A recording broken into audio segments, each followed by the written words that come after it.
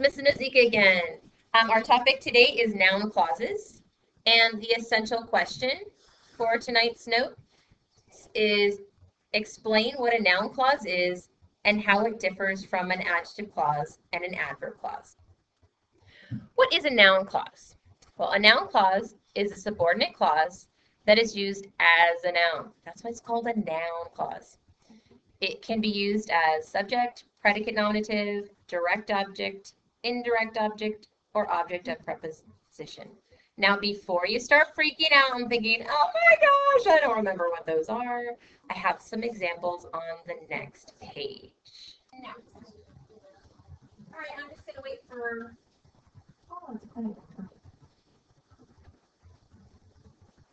Okay, I'm going to have to talk really loud because the microphone, there were some issues the second time I'm recording. I'm actually recording this during my Sunday floor.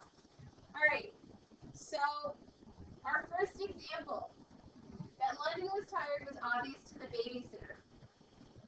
That London was tired is our noun clause and is acting like a subject. This noun clause is acting like a subject. $50 was what was offered for the broken car. What was offered for the broken car is our noun clause and is acting like a predicate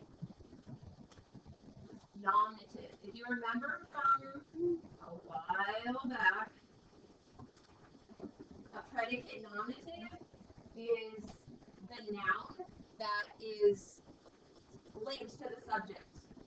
So what was offered for the broken car is linked to $50 with the road was. David and Carlos remembered who she was. Who she was is our noun clause, and who she was is acting like a direct object. If you remember from way back when we were studying this chapter, a direct object, you take the verb, look at the verb, our verb here is remember, and ask yourself, remembered what or remembered who? What's the what? Who she was. Next sentence, the waitress is whoever enters a menu. Whoever enters is our noun clause. It's acting like an indirect object.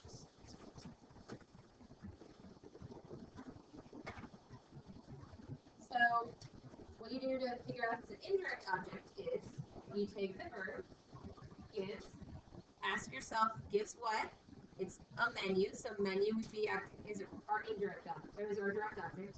And to whom you're giving it to is our indirect object. So that's how we know it's an indirect object. It answers the question to who. And the last one, we listen to whatever mom said. Whatever mom said is acting like an object of the preposition because it's the what in a prepositional phrase. Okay, again, so whatever mom said is acting like object of the preposition. Okay, some common introductory words for noun clauses. Again, if you see one of these, this is what I do. If I see one of these words, what I do is I look to see if it's the starter clause. And words like these and the other words that we learned with the other clauses, look for those and usually you can tell whether you have a clause or not. So these are a good thing to put on your note card when we're taking the test. So some more examples. Give a cupcake to whoever asks for one. So what I do, a little hint at the bottom of this page, I substitute it for a person's name or any noun, and if it works and the sentence makes sense, then I know I have a noun clause. So in the first sentence, give a cupcake to whoever asked for one, I substituted in Marissa, and I say, give a cupcake to Marissa. Does that sentence work? You guys, does it work? Yeah. Okay, so we have noun clause. Next sentence. Show us what you wrote. All right, let's see if we substitute it for another noun and see if it makes sense. Please show us. Anybody have something they want to shout out? Please show us. It. Banana. Please show us the banana. Please show us it. Hey, oh my gosh, the sentence still makes sense. So we have a noun clause. That's a little trick I use when I'm trying to figure out if it's a noun clause or not. I don't always use banana. All right, beware. Remember when adjective clauses, sometimes that word that is at the beginning of the clause, sometimes you can omit it and it's okay. Well, noun clauses have the same thing. Sometimes you don't necessarily need that word at the beginning of the clause in order for it to make sense.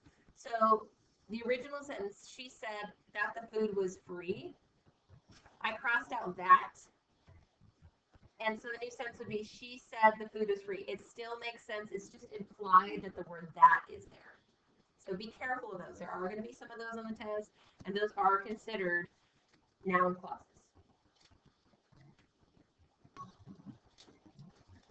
Okay, just to sum it up, actually just to sum up what clauses are in general, and these are some of the things you probably want to put on your note card for the test. Hint, hint, hint. Clause must have subject and verb.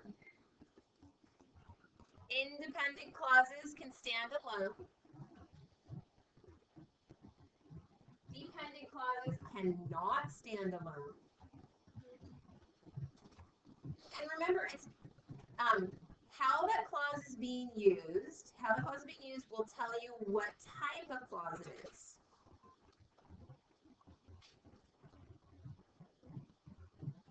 So here's some examples. Adjective clause. Remember, it describes a noun or pronoun. It acts just like an adjective.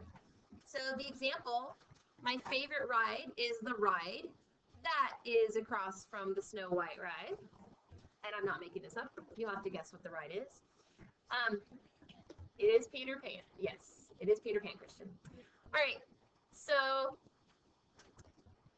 that is across from the Snow White ride is our adjective clause. It is telling which or what kind of ride, so which ride.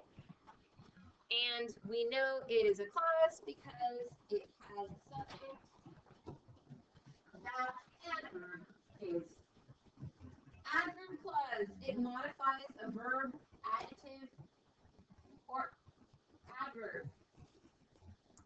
If you are going to Disneyland, you'll have fun.